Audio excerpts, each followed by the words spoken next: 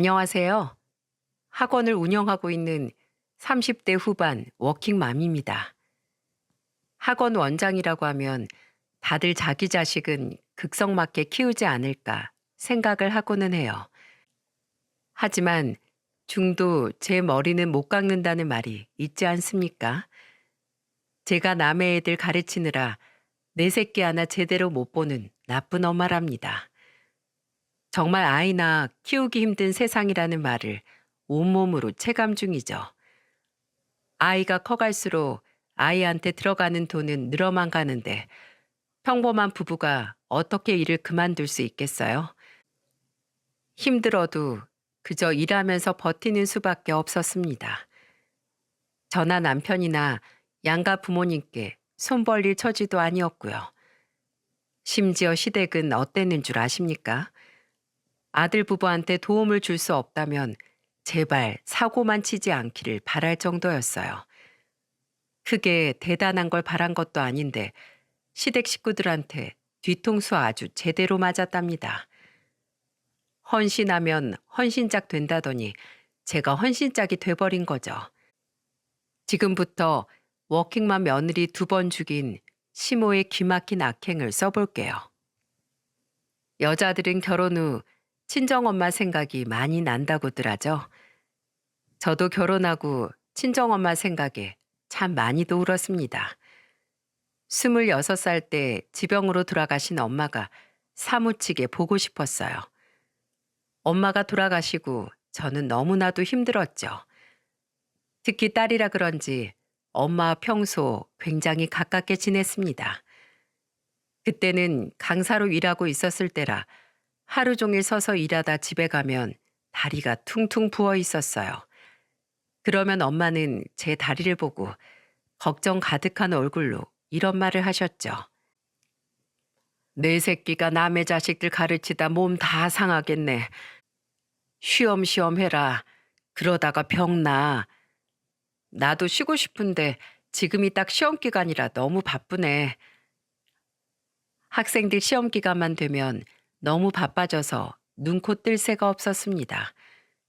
그래서 집에 오면 엄마가 늘 피곤해하던 저를 걱정하셨어요. 그렇게 늘 저만 걱정하던 엄마가 지병으로 떠났을 때는 세상을 다 잃은 기분이었죠. 장녀였던 저는 슬픈 와중에도 아버지와 남동생까지 다독이면서 장례식장을 지켰습니다. 허망하게 엄마를 떠나보내고 한동안은 온 가족이 슬픔 속에서 힘들어했어요.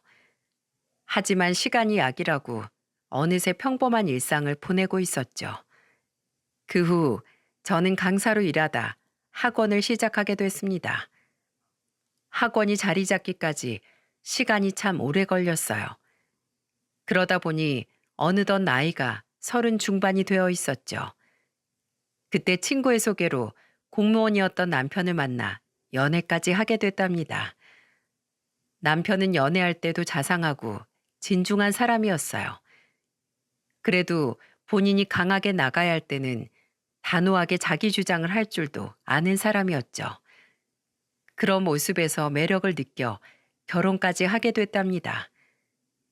그 당시 친정도 그렇게 잘 사는 편은 아니었지만 시댁은 정말 가난했어요. 남편이 어린 시절에 일찍 시부가 돌아가시면서 경제적으로 어려움을 겪기 시작했다고 했죠. 그리고 남편은 결혼 전 힘들었던 과거 이야기를 털어놓으면서 이런 말을 했던 적이 있었습니다. 엄마가 너무 형만 보고 사니까 나라도 내 밥그릇 챙겨야겠다 싶었어. 그래서 가장 돈 적게 들고 내가 잘할 수 있는 공무원 시험 준비를 했던 거야. 월급은 적어도 안정적이라 난 만족해. 결혼해도 자식한테 능력 없고 불안한 아빠 모습 보여주고 싶지 않아. 그때 남편은 공무원이 일도 힘들고 월급도 적지만 다른 직업보다 안정적이라 좋다고 했어요. 아버지 돌아가시고 힘들게 살아서 본인은 안정적인 곳에서 일하면서 든든한 가장이 되고 싶다고 했죠. 아무래도 비슷한 아픔을 겪어서 그런지 남편의 말에 크게 공감했답니다. 저는 장녀라서 늘 집안의 보탬이 돼야 한다는 강박이 있었어요. 그래서 남편과 저는 방법은 달라도 비슷한 책임감을 안고 살았구나 싶었죠. 하지만 시댁은 결혼 후 1년 정도 살아보니까 생각했던 것보다 심각했습니다. 남편의 말처럼 시모는 장남이었던 시숙한테 기대가 컸죠. 그렇다고 시숙이 대단하지도 않았어요. 일찍 결혼했다가 도박하다 이혼당해서 시댁에 얹혀 살고 있었어요. 그런데도 시모는 술만 마시면 한탄을 하면서 이런 소리를 했죠. 우리 큰아들이 여자를 잘못 만나서 저렇게 됐어. 원래는 동네 여자들이 줄을 설 만큼 인기도 많고 다들 사이 삼고 싶어 했었어. 그런데 웬 이상한 년 만나 결혼하고 잠깐 살다가 이혼당하고 저렇게 된 거야. 그 기집애가 얼마나 지독한지 몰라. 결혼하고 얼마 안 됐을 땐 시모 말만 듣고 정말 시숙이 이상한 여자한테 당했다고 생각했어요. 그런데 아가씨는 시모가 울먹거리면서 한탄하는 걸 보더니 어이없는 표정으로 이런 말을 했답니다. 새언니가 뭐가 나빠. 팔이 아무리 안으로 굽는다고 해도 엄마 진짜 너무한다. 새언니가 6개월 잠깐 사는 동안 얼마나 고생했어. 큰오빠 술 마시지 도박하지. 아주 돈 안 되는 짓만 골라 하면 나 같아도 도망가겠다. 넌 어디서 오빠를 그런 식으로 모함하고 있어? 네 오빠가 그렇다고 사람을 쳤어. 죽이겠다고 협박을 했어. 술김에 욕 좀 먹은 거 가지고 유세 떤다고 난리를 친 거잖아. 나는 다 참고 살았어. 네 아빠 알코올 중독으로 죽은 거 몰라? 아빠는 술은 마셔도 일해서 돈은 벌어왔잖아. 근데 큰오빠 봐.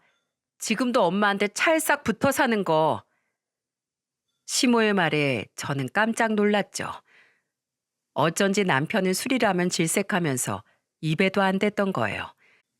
시부가 술 때문에 돌아가신 건 알고 있었는데 처음 듣는 시모의 이상한 논리에 황당했습니다. 그때 아가씨가 시모 말에 답답했는지 얼른 반박하고 나섰죠. 아가씨 말처럼 40이 넘은 시숙이 시모 옆에서 그야말로 기생하는 것처럼 살고 있는 거예요. 번듯한 직장도 없었고 심지어 아르바이트할 의지조차 없어 보였습니다. 그런 시숙을 시모가 식당 일을 하면서 뒷바라지하고 있었죠. 그래도 시모가 남편이 항상 단호하게 거절하니까 손을 벌리진 않았어요. 그때는 제가 임신했던 상태라서 남편이 더 시댁일에 단호하게 거절하고 나섰답니다. 하지만 시모는 하나 있는 며느리가 임신했다니까 그래도 조금이라도 챙겨주려고 노력하셨죠. 저는 임신한 상태로 한동안 학원 일을 하고 있었어요. 시모가 그런 제 상황을 알고 점심시간에 저를 찾아오신 적이 있어요. 그리고 저한테 개업덕을 하나 내밀면서 이렇게 말하더군요. 너 입덧이 심하다면서 밥은 먹고 일하는 거야? 이거나 일하는 식당 옆에 새로 개업했다고 떡 주더라. 이거라도 조금씩 먹으면서 해. 나도 임신했을 때 입덧 때문에 고생해서 얼마나 힘들었는지 몰라. 아유, 자식이 뭐라고 정말. 어머님, 이거 주시려고 여기까지 오셨어요? 네가 친정엄마가 있는 것도 아니고 나라도 챙겨야지. 없는 집에 시집 와서 고생 많지? 그래도 내가 영민이 잘 아는데 걔가 워낙 착하고 속이 깊어. 지 아버지 죽고 엄마 챙기는 자식은 걔밖에 없었어. 아마 뱃속의 아이도 잘 키울 거야. 시모는 제가 입덧이 심한 걸 알고 저를 챙겨주려고 오셨던 거죠. 그리고 시숙이 이혼해서 그런지 며느리가 생기면 잘해주고 싶었다고 하시는 거예요. 임신하고도 일에 치여서 힘들었던 저는 시모의 말에 눈물을 흘렸습니다. 원장이라서 일을 남한테 미룰 수도 없고 오로지 혼자 감당해야 했죠. 그런 저를 시모가 달래주면서 말했어요. 에휴, 너도 참 이렇게 마음이 여려서 자식 어떻게 키울래? 하긴 자식들 키우면서 지지고 볶고 살다 보면 눈물도 안 나. 이젠 정말 씨가 말랐어. 너무 힘들면 좀 내려놓고 살아. 남의 새끼들 가르치다 네 새끼 힘들어지는 거야. 그때 시모의 말이 생전에 친정엄마가 했던 말처럼 들렸죠. 그 후 저는 임신 막달이 다가오기 전에 부원장을 고용하고 출산을 위해 휴가를 처음으로 길게 썼답니다. 뱃속 아이가 건강하게 태어나길 바라는 마음에 저는 한동안 좀 쉬기로 결정했어요. 그리고 그때 시모는 친정엄마처럼 저를 챙겨주셨죠. 비록 가난한 시댁이었지만 그때 마음만큼은 정말 풍족했습니다. 그리고 제가 시모를 겪어보니까 낯간지러운 말은 잘 못하는 성격이라서 괜히 세게 말하기도 하셨어요. 출산 막달에 시모한테 지나가는 말로 이런 말을 했던 적이 있었습니다. 어머님, 저번에 가져다 주신 나박김치 정말 잘 먹었어요. 어머님이 직접 하신 거예요? 직접 하긴 무슨, 그냥 집에 있는 거 남길래 가져온 거야. 집에 있었는지도 몰랐어. 아, 그러셨어요. 어쩐지 아주 푹 익은 것 같았어요. 시모의 말에 저는 당황한 얼굴로 얼버무리면서 말을 돌렸어요.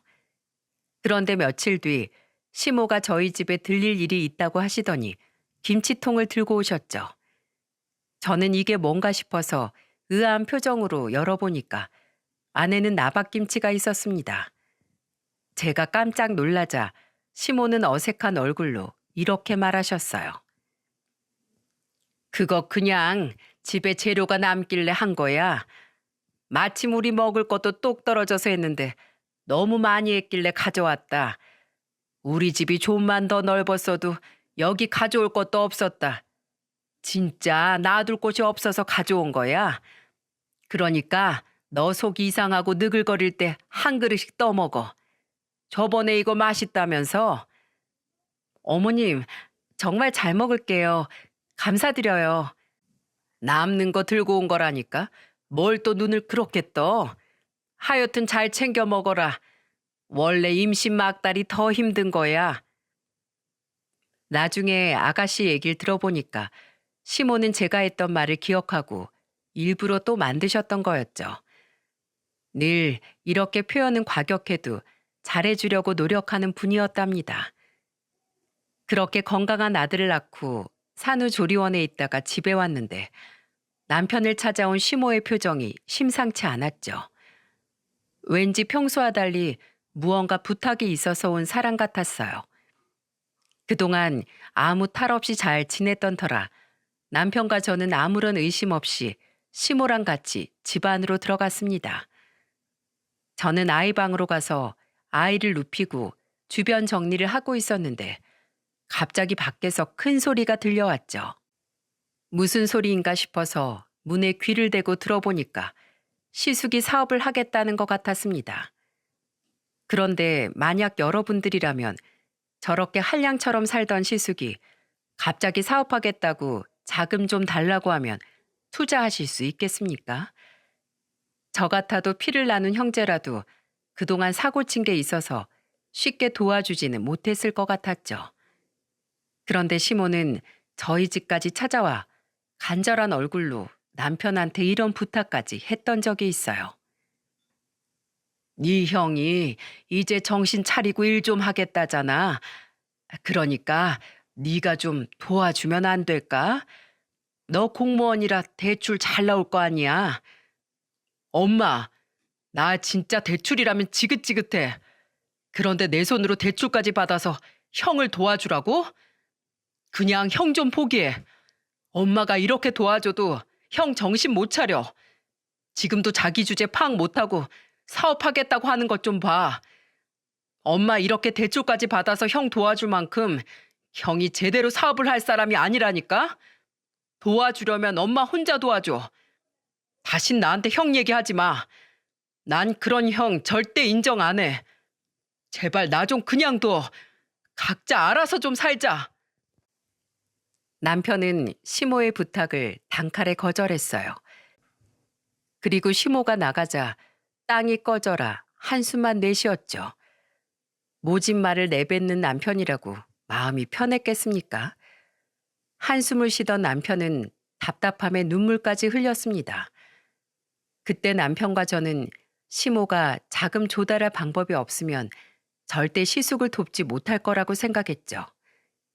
그리고 그 당시 아이가 태어나서 얼마 안 됐을 때라 시댁 일에 신경 쓸 겨를이 없었어요. 그래서 한동안 시댁이 조용하길래 시숙이 사업을 포기했다고 생각했습니다. 그 후 아무 일 없이 지내고 있던 와중에 아들이 돌쯤 됐을 무렵 운영하던 학원에 문제가 생기기 시작했죠. 제가 고용한 부원장이 유독 극성인 학부모와 마찰이 생기면서 안 좋은 소문이 퍼지고 있었어요. 학원은 평판이 중요해서 제가 가만히 집에 있을 수가 없었죠. 그래서 남편한테 제 현재 상황을 말했어요. 여보, 아무래도 부원장이 학원에서 사고를 친 것 같아. 지금 안 좋은 소문이 돌고 있어서 내가 나가서 수습해야 할 것 같아. 일단 어린이집에 대기 걸어 둔 게 있긴 한데 우리 차례 오려면 한참 걸릴 것 같아. 어떡하지? 나도 이제 남은 휴가도 얼마 없는데. 일단 내가 좀 더 알아볼게. 정 안 되면 육아해 주시는 분이라도 찾아봐야지. 그동안 악착같이 이뤄놓은 학원을 이대로 무너지게 할 수 없었습니다. 그래서 저는 웃돈을 주더라도 육아 돌보미를 빠르게 고용하려고 했죠. 하지만 좀처럼 뭐 하나 쉽게 해결되는 게 없었어요. 저출산 일하더니 어린이집 대기는 6개월 넘게 기다려야 되는 곳도 있었습니다.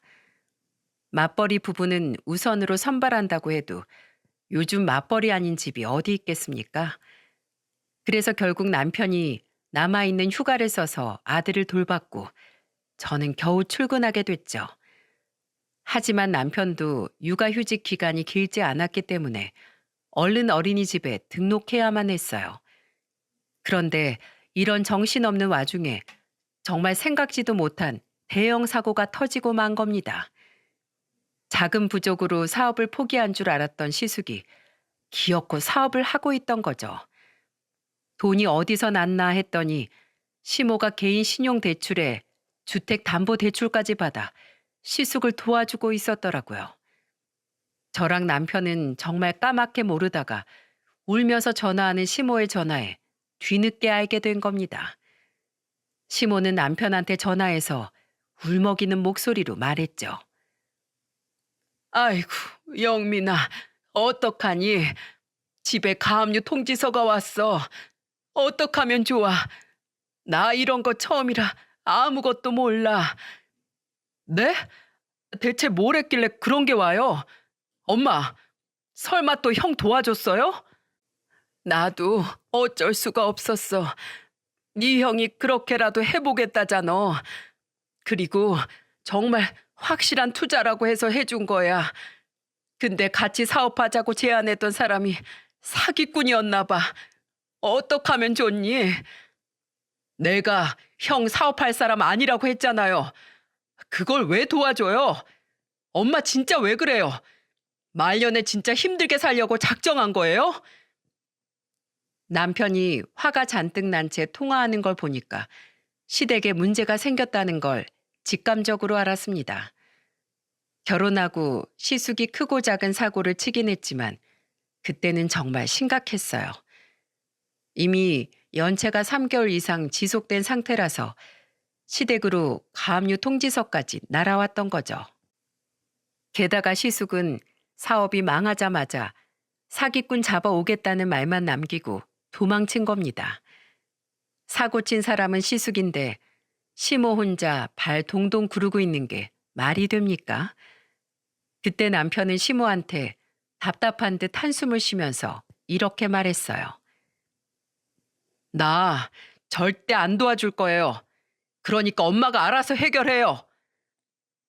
얼마나 화가 났으면 전화를 저렇게 끊어버리겠어요. 그런데 발등에 불똥 떨어졌는데 시모가 가만히 있을 리가 없었죠. 이미 대출은 턱끝까지 차서 더 이상 자금 조달할 방법도 없던 상태였습니다. 집에 어린 손자가 있는데도 시모는 문을 안 열어주니까 현관문을 발로 차면서 울기까지 했어요.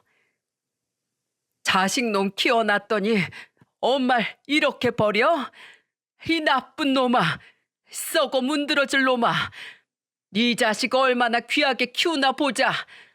내가 너 가만 안 둬. 맨날 이렇게 집에 찾아와 우는데 저도 참 답답했죠. 저는 퇴근하다 문 앞에서 울고 있는 시모를 일으키면서 말했어요. 어머님, 그렇다고 여기서 울고 계시면 어떡해요. 저희 혼자 사는 것도 아니고 옆집 사람들도 있는데 제발 그만 좀 하세요. 그럼 어떡해. 주택담보대출 연체되는 바람에 집이 경매로 넘어가게 생겼는데 당장 나한테 이 큰 돈이 어디서 생겨? 그렇다고 여기서 이런다고 그 돈이 저희는 있겠어요? 그러니까 잘 알아보고 하셨어야죠. 네가 자식 키워봐라. 뭐든 해주고 싶은 게 그게 부모 마음이야. 그때 정말 시모의 학원 일에 너무 힘들었습니다. 그래서 시모가 어떤 상황인지 제가 정확히 알아봤더니 주택담보대출은 석 달 지속적으로 연체될 경우 3개월 이후부터 경매 신청이 가능한 거예요. 이러다가 시댁 다 저희 집 앞에서 죽치는 건 아닌가 불안했죠. 그래서 저는 시간이라도 벌어야겠다는 생각에 여러 방법을 알아보다 남편한테 이렇게 말했습니다. 이렇게 손 놓고 있으면 정말 집 넘어갈지도 몰라. 우리도 돈 해줄 여력은 없어도 어머님 개인 회생이라도 도와드리자. 그래도 개인 회생 시작하면 집 바로 안 넘어가고 1년 정도는 살 수 있대. 그동안 어머님이 보증금이라도 마련해서 월세라도 얻으실 수 있게 하자. 진짜 형한테 왜 저러는지 모르겠어. 저걸 왜 도와주냐고. 내가 진짜 당신 볼 면목이 없다. 장인어른이 걱정 많이 하시던데 내가 너무 한심하다. 걱정 마. 한 번 이렇게 당하셨으니까 또 안 그러시겠지. 결국 저는 변호사를 고용해서 시모의 개인 회생 신청을 도와줬어요. 1년이라도 열심히 돈을 벌어 모아서 시모가 보증금이라도 마련하길 바랬죠. 제가 학원을 운영하면서 돈을 잘 벌긴 했지만 그때는 학원 사정도 어려워서 그 방법 말고는 다른 방법이 없었습니다. 결국 시모는 말년에 개인 회생을 하면서 그나마 있던 집마저 잃게 된 거죠. 사실상 쫄딱 망한 거나 다름없던 상태였어요. 제가 시모한테 개인 회생을 해야 한다고 하니까 울면서 말했습니다. 아이고, 내 팔자야. 나가던 식당도 망해. 아들놈도 망해. 아휴, 진짜 내 인생 그냥 개판 났네. 일 어쩜 좋아. 하필 시모한테 직장이 있어야 했는데 그때 일하던 식당이 어려워지면서 시모가 백수가 되게 생긴 겁니다. 결국 저는 시모를 제가 운영하는 학원에 미화원으로 고용했죠. 그렇게 몇 달간의 사투 끝에 시모는 면책 결정을 받게 됐어요. 집은 1년 뒤 경매로 넘어갈 테지만 그래도 5년간 성실하게 변제금을 납부하면 빚을 면책받을 수 있었습니다. 하지만 시모가 학원에서 미화원으로 있는 동안 불편한 게 한두 개가 아니었죠. 그래도 저 임신했을 때 많이 챙겨주셔서 저도 보답하고 싶었을 뿐인데 보통 힘든 게 아니었어요. 그리고 시모도 급한 불 끄고 나니까 살만해졌는지 편해 보이기까지 했습니다. 제가 세면대에서 손을 닦고 있는데 마침 화장실 청소를 하러 온 시모가 투덜거리면서 저한테 이런 말을 했죠. 여기 학원은 애들이나 선생이나 어쩜 그렇게 화장실을 더럽겠어? 나 진짜 별의 별일 다 해봤어도 이런 곳은 또 처음 보네. 학원에서 청소하는 방법도 가르쳐야 되는 거 아니야? 학교에서 안 가르치는 걸 왜 학원에서 가르쳐요? 이런 짓을 얼마나 더 해야 하는 거야? 어머님, 지금 이런 짓이라도 하셔야 되는 상태잖아요. 어차피 해야 될 거 그냥 좋은 마음으로 좀 하시는 게 낫죠. 그리고 요즘 미영 구한다고 공고 올리면 하겠다는 분들 많아요. 그런데도 저 어머님한테 따로 부탁한 거예요. 아, 누가 안 하겠대? 그냥 말이 그렇다는 거지. 시모 말에 저도 모르게 저런 말까지 하게 됐네요. 솔직히 몸 건강하신 분들, 손주들 용돈벌이로 하겠다는 분들 정말 많았답니다. 그런데 시모 사정 다 아는데 그냥 단순히 돈으로 도움 드리는 것보다 낫겠다 싶어서 같이 하게 된 거죠. 그런데 시모가 투덜거리니까 진짜 듣기 힘들었습니다. 그러다가 남편이 이제 휴가를 쓸 날도 얼마 남지 않은 때가 온 거예요. 하지만 아무리 기다려도 어린이집에 자리도 안 나오고 진짜 미칠 것 같았죠. 그런데 제가 학원에서 우연히 육아 도우미 관련 상담받는 걸 시모가 듣게 된 겁니다. 결국 집으로 오는 육아 도우미를 고용하기로 하고 뒤를 돌았는데 시모가 저를 쳐다보고 있는 거예요. 깜짝 놀라서 시모를 보고 제가 이렇게 말했죠. 어머님, 깜짝 놀랐잖아요. 너 애 봐줄 사람 구하고 있었어? 아이, 그러면 진작 나한테 말을 하지. 그걸 왜 어머님한테 말을 해요? 내가 봐줄게. 어차피 여기 청소해주고 돈 받나, 애 봐주고 돈 받나 같은 거 아니겠어? 다 네 일 돕는 거잖아. 내가 자식을 3명이나 낳고 키웠는데 손자 하나 제대로 못 봐줄까 봐 그래? 걱정 말고 나한테 맡겨봐. 어머님요? 일단 제가 좀 더 알아볼게요. 왜? 어차피 돈 쓸 거면 나한테 써. 생판 모르는 남이 애 봐주는 것보다 차라리 내가 낫지. 시애민 뒀다가 국 끓여 먹을래? 시모의 말을 들어보니까 그 말도 맞았습니다. 하도 흉흉한 세상이라서 남의 손에 아이를 맡기기가 겁이 나기도 했죠.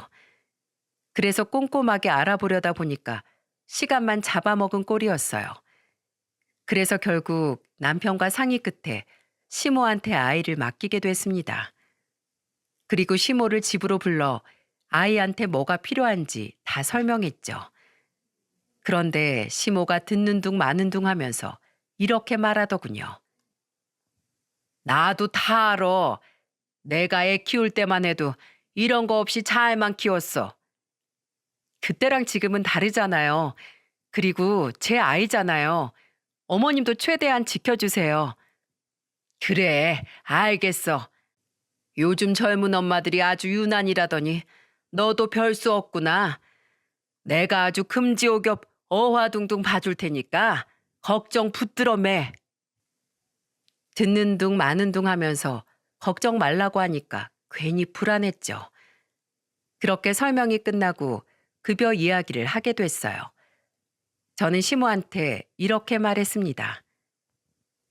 어머님, 한 달에 얼마 정도 생각하세요? 너는 얼마까지 생각하는데? 저는 한 250만 원 정도 생각하고 있어요. 250만 원? 쓰는 김에 30만 원 더 써. 나 매달 변제금 나가는 금액 엄청 큰 거 알잖아. 진짜 최소한의 생활비만 두고 다 빠져나간다니까. 그러니까 사람 살린다 생각하고 좀 더 써봐. 내가 정말로 건강하고 소중하게 잘 키워주마. 알았지? 네. 그럼 어머님 저도 정말 요즘 학원 사정 안 좋은데 어머님 생각해서 280만 원 드릴게요. 그러니까 정말 잘 부탁드려요. 지금 학원이 너무 중요해서 그래요. 제가 일을 해야 어머님 돈도 챙겨드리죠. 아유, 걱정 말어. 너는 집안일 신경 쓰지 말고 일에만 집중해. 시모는 걱정하지 말라고 큰 소리를 쳤습니다. 저는 내심 불안하긴 했지만 당시에는 다른 방법이 없어서 시모를 믿어보기로 했죠. 그리고 요즘은 애들 키우는 집이면 하나씩 다 있다는 홈 CCTV도 설치된 상태라 안심하고 맡겼어요. 초반에는 아무래도 시모가 잘 봐줄까 걱정스러워서 저도 모르게 휴대폰으로 계속 확인하게 됐습니다. 그런데 생각보다 시모가 어린 손자를 잘 봐주고 있었죠. 괜히 의심한 제가 미안해질 만큼 시모는 열과 성을 다하는 모습이었어요. 그때 한참 돌진한 후라서 걸음마를 시작할 때였죠. 그런데 시모는 아들이 넘어질까봐 뒤를 졸졸 쫓아다니는 모습도 찍혔습니다. 음성을 켜보니까 시모는 아들 뒤를 쫓으면서 이렇게 말했어요. 아이고, 잘 도겄네, 우리 장군님. 좀 있으면 뛰어다니겠어. 아이고, 신나, 그래. 시모는 아들 걸음에 맞춰서 추임새도 넣었죠. 며칠 동안 지켜봤는데 최선을 다하는 시모를 보니까 저도 안심이 됐습니다. 그래서 정말 생판 모르는 남보다 시모한테 맡기길 잘했다 싶었어요. 그리고 그제야 저는 학원 일에 집중할 수 있었죠. 몇 달 안 쉬었다고 생각했는데 할 일이 수두룩했답니다. 그렇게 제가 일에만 빠져 있는 동안 집에서는 끔찍한 일이 벌어지고 있었어요. 아무것도 모르고 있는 저한테 시모는 뻔뻔하게 이렇게 말했죠. 내가 집에서 여기까지 출퇴근하니까 배가 고파서 그러는데 여기서 밥 먹어도 될까? 밥이요? 드셔도 되죠. 그런데 제가 뭐 해둘 시간은 없는데 괜찮으세요? 괜찮어. 내가 알아서 챙겨 먹을 테니까 걱정 말고 넌 네 일이나 봐. 시모가 주방을 쓴다는 게 신경 쓰이긴 했는데 그래도 어쩌겠습니까? 집까지 와서 어린 손자를 보는 시모한테 주방을 쓰지 말라고 할 수도 없었죠. 그런데 그때 시모가 좀 이상하다고 느꼈어요. 음식을 꼭 대식구가 먹는 것처럼 많은 양을 하시는 게 문제였습니다. 한 번은 남편이 밥통을 열다가 이렇게 말했던 적도 있었죠. 무슨 밥이 이렇게 많아? 그래봐야 집에서 밥 먹는 사람 엄마 한 분인데 밥을 너무 많이 하는 거 아니야? 밥이 많다니 어머님이 해두신 건데 어디 봐봐. 남편이 놀라면서 하는 말에 밥통을 열어보니까 양이 너무 많은 거예요. 그래서 다음날 시모한테 이렇게 말하게 됐습니다. 어머님, 밥을 너무 많이 하시는 것 같아요. 어차피 저랑 남편은 집에서 밥 안 먹으니까 저렇게 많이 하실 필요 없어요. 내가 그렇게 많이 했나? 아유, 내가 살림을 대식구만 해서 그랬나 봐. 이제 조금 줄여볼게. 시모는 제 말에 놀라더니 어딘가 어색하게 대답했죠. 그래도 한 번 말하니까 시모는 밥을 먹을 만큼 적당히 하는 것 같았어요. 그래도 제가 말을 하면 시모는 고치려고 노력했습니다. 그렇게 2달 정도 시모는 별탈 없이 잘 보는 것 같았죠. 점차 학원도 예전처럼 회복하고 있었고요. 그래서 최대한 일찍 퇴근하려고 노력했습니다. 조금만 늦어져도 시모는 저한테 돈 맡겨둔 사람처럼 이렇게 말했으니까요. 지금 시간이 몇 시야? 나 6시 퇴근하면 된다면서. 지금 6시 30분이잖아. 추가 근무 수당 줘. 30분 넘었다고 추가 근무 수당이요? 그래. 여기 더 있었으니까 당연히 줘야지. 제가 어머님 밥 드신다고 밥값 따로 빼고 돈 드리는 것도 아닌데 너무하세요. 그럼 저도 어머님 식비 따로 받을까요? 식비도 엄청 늘어서 저도 허리가 휘겠어요. 됐어. 그럼 오늘은 그냥 넘어갈 테니까 앞으로는 일찍 다녀. 애 보는 게 어디 쉬운 줄 알아? 아휴. 조금만 늦어도 추가 근무 수당 달라고 시모는 난리도 아니었어요. 빨리 어린이집 순서만 다가오면 얼른 어린이집에 맡기는 게 속 편하겠다 싶었죠. 그러던 어느 날 퇴근하고 집에 왔더니 시모가 거실에서 잠이 들어있는 겁니다. 남편이 회식이 있던 날이라서 제가 빨리 온다고 왔는데도 7시쯤이었죠. 아이는 배가 고픈지 울고 있는데 시모는 세상 모르고 코까지 골면서 졸고 있는 거예요. 너무 놀라서 아이를 안아 달래주면서 시모를 깨웠죠. 그 순간 화가 나서 시모한테 이렇게 말했습니다. 어머님, 애만 두고 그렇게 주무시면 어떡해요? 애 이유식은요? 이유식? 아이고 세상에. 지금 몇 시냐? 8시요. 애가 배가 고파서 울고 있었잖아요. 아이고, 이를 어째. 이유식, 자자자. 그런데 어째 시모가 들고 온 이유식이 좀 이상했어요. 그래서 저는 시모한테 이게 뭐냐고 물었죠. 이게 뭐예요? 제가 주문해둔 이유식이 아닌 것 같은데요. 아, 그거? 이유식 그냥 내가 만들어 먹이면 될 걸 뭐하러 사 먹여? 네? 그거 이유식 업체에 직접 돈 주고 사는 건데요. 이미 돈도 다 냈다고요. 아, 그거 다 환불받았지. 어차피 거기서 돈 주고 부탁하는 거나 내가 그 돈 받고 내가 만드는 거나 똑같잖아. 내가 좀 수고롭지만 집에서 정성껏 만들어 먹이고 있으니까 걱정하지 마. 시모는 저한테 한마디 상의도 없이 아이 이유식을 값을 다 환불받은 거예요. 진짜 기가 막혔습니다. 시모가 이유식이라고 만든 건 재료가 잘게 썰려 있지도 않았고 심지어 잔뜩 만들어 둔 건 그냥 떠주기만 하는지 이상한 냄새도 나고 있었죠. 그래서 전 화가 난 목소리로 시모한테 이렇게 말했어요.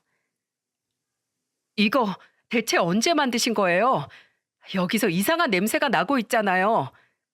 그리고 재료도 잘게 썰려 있지도 않고 이걸 대체 애한테 어떻게 먹으라고 만드신 거예요? 내가 지금 손자 못 먹을 거라도 먹였다는 거냐? 오늘 겨우 하루 먹인 걸로 애가 어떻게 되기라도 해? 잘만 먹었구만 난리야. 이유식 환불받은 돈 내놓으세요. 이런 식으로 해주려고 그러셨어요? 야, 내가 이거 만들어서 먹이려고 오늘 개고생했는데 돈을 내놓으라니? 그러니까 왜 멀쩡하게 신청해 놓은 걸 취소를 하세요? 아, 몰라. 나는 오늘 애 먹을 이유식 잔뜩 만들어 놨으니까 이유식값 못 줘. 나 간다. 시모는 끝까지 이유식값 못 준다면서 도망치듯 나가버렸죠. 진짜 기가 막혔습니다. 그래 봐야 월급 줄 때 빼고 주면 될 일이라서 내버려뒀네요. 그리고 그날 퇴근하고 온 남편에게 시모와 있던 일을 하소연하면서 말했죠. 그런데 기저귀를 가려고 보니까 아이 변에서 피가 섞여 나오는 게 보였습니다. 게다가 아이가 설사에 구토까지 하는 거예요. 너무 놀라서 남편과 응급실로 달려갔죠. 하필 소아과 찾기도 힘들어서 정말 한참 헤매다가 겨우 도착한 병원에서 아이 상태를 보더니 의사가 이런 말을 했습니다. 혹시 아이가 이유식으로 뭐 먹었는지 알 수 있을까요? 저는 의사의 말에 사진으로 남겨둔 시모의 이유식을 보여줬어요. 혹시 몰라서 아이가 먹었던 건 전부 기록하는 습관이 있었죠. 사진을 보여주기도 민망했지만 어쩔 수 없이 보여드렸습니다. 그런데 의사가 사진을 보더니 황당한 얼굴로 이런 말을 했죠. 이유식 만드실 때 손으로 만드신 거예요? 그리고 아이가 먹는 건 신경 써야 되는데 여기 그릇 좀 보세요. 고춧가루 같은 것도 붙어 있네요. 오염된 음식 먹고 세균성 장염이 온 것 같아요. 당분간 아이 옷도 분리해서 세탁하시고 손 자주 씻고 환경을 깨끗하게 해주세요. 그때 저는 눈앞이 아득했어요. 제가 꼭 아이를 아프게 만든 것만 같았죠. 죄책감과 미안함에 응급실에서 한참을 울었습니다. 밤새도록 아이를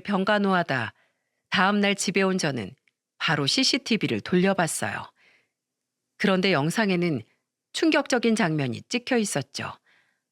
사업 망해서 도망간 시숙이 저희 집에서 밥을 먹고 있는 게 아니겠어요? 심지어 시모는 제 아들은 완전 뒷전이었어요. 아이가 거실에서 혼자 울고 있는데 시모는 와보지도 않고 식탁에 앉아서 이렇게 소리치고 있었죠. 야, 어른들 밥 먹는데 너 조용히 안 해? 무슨 애가 목청만 저렇게 커? 애새끼가 목청 한번 큰 게 아주 지 부모 등골 제대로 빼먹겠구만. 저런 애들이 지 잘난 맛에 살면서 부모 말 무시한다니까. 네 형 좀 봐라. 시숙의 말에 시모는 같이 낄낄거리고 있는 겁니다. 남편도 같이 영상을 보다가 큰 충격을 받았죠. 어쩐지 그동안 반찬이며 쌀을 사다 두기 무섭게 금방 먹는 것 같은 느낌이 들긴 했어요. 그래도 시숙이 드나들 거라고는 생각도 못 했습니다. 그리고 또 다른 영상에서는 시모가 발톱에 매니큐어를 바르고 있는 게 찍혀 있었죠. 그런데 그 상태로 시계를 보더니 갑자기 벌떡 일어나더니 손도 안 닦고 아이 얼굴을 만지작거리는 겁니다. 그리고는 또 그 손으로 아이 밥을 먹이기 시작했어요. 진짜 보면서도 믿기 힘들더라고요. 다른 영상은 보나마나였습니다. 아이가 걸음마를 하면서 오면 귀찮다고 밀기까지 했어요. 심각한 것도 많았지만 차마 이곳에 적기도 힘들 만큼 저는 처참한 심경이었어요. 그동안 눈에 띄는 상처가 없어서 몰랐던 거였죠. 저는 화가 나서 참을 수가 없었습니다. 저는 남편과 휴대폰을 들고 시모랑 단판을 지으러 시댁으로 갔죠. 남동생한테 아이를 부탁하고 시댁으로 갔어요. 그때는 제가 엄마로서 가만히 참고 넘어갈 수가 없었습니다. 그때 예고도 없이 시댁에 들이닥치니까 시숙이 있었죠. 시모는 저와 남편을 보고 귀신이라도 본 것처럼 놀라서 말했습니다.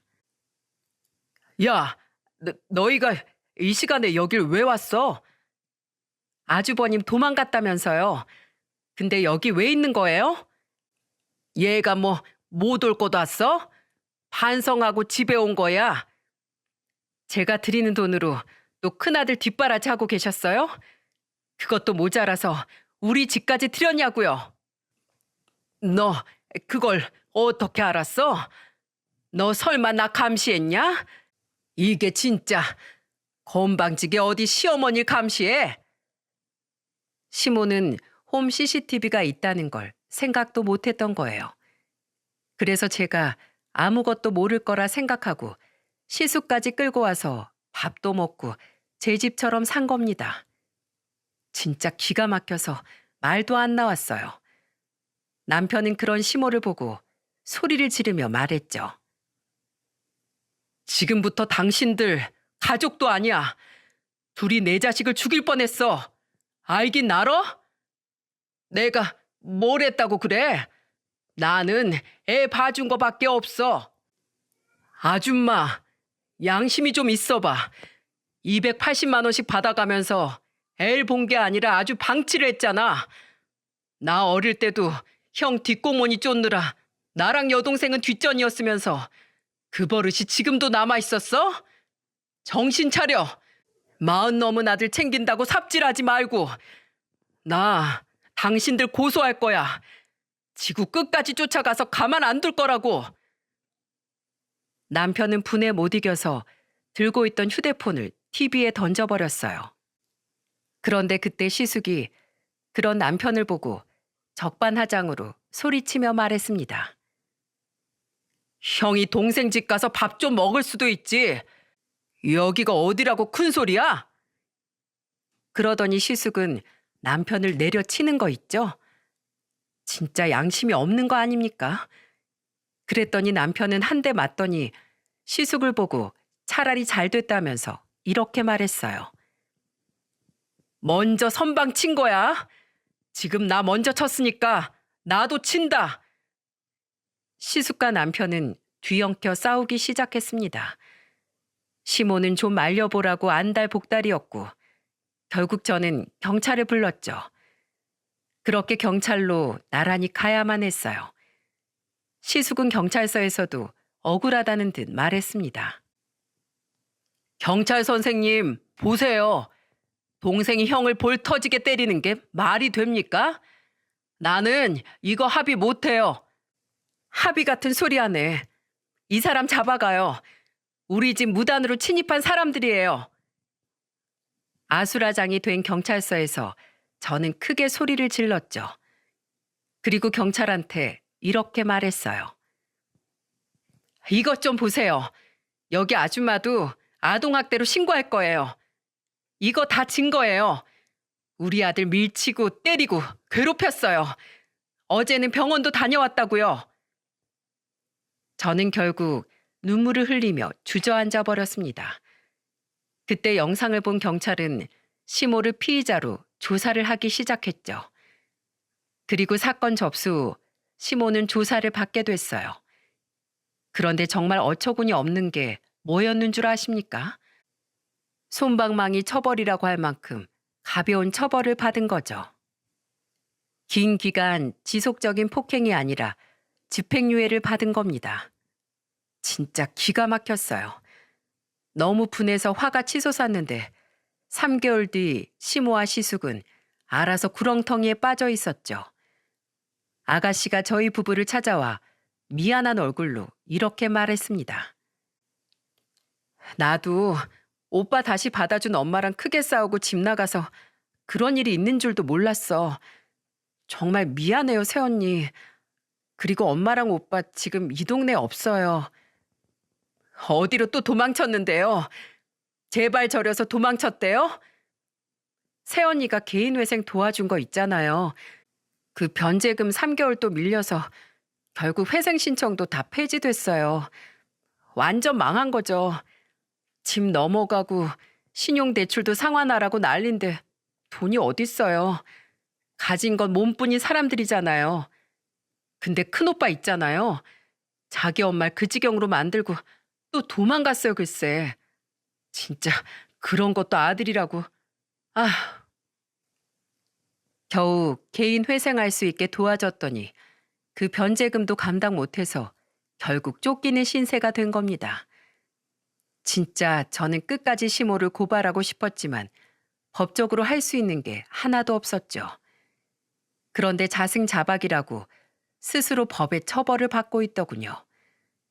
그 와중에 또 엄마 외면하고 달아난 시숙이 정말 정신 나간 놈이다 싶었습니다. 지금도 저는 시모만 생각하면 열불이 납니다. 그래도 혼자 스스로 파멸했다는 사실에 저는 스스로 분을 삭히려고 하고 있어요. 제 아이는 그때 병치레 이후 지금은 건강을 되찾았고요. 그리고 이제는 걸음마도 잘하고 있죠. 아가씨는 그날 이후 종종 보고 살지만 그 후 시모와 시숙 소식은 감감무소식입니다. 나중에라도 시모 빚이 남편한테 넘어오는 일이 없도록 대비하고 있긴 해요. 둘이 어디선가 또 기생하고 살고 있겠죠. 제일 믿어야 할 가족에게 받은 상처는 컸지만 하루가 다르게 크는 아들을 보면서 회복 중이랍니다. 세상에 믿을 건 가족뿐이라는데 아들에게는 든든한 울타리를 만들어주려고요. 우여곡절이 있었지만 다 과정이라고 생각하고 잘 살아가 보겠습니다. 끝까지 들어주셔서 정말 감사합니다.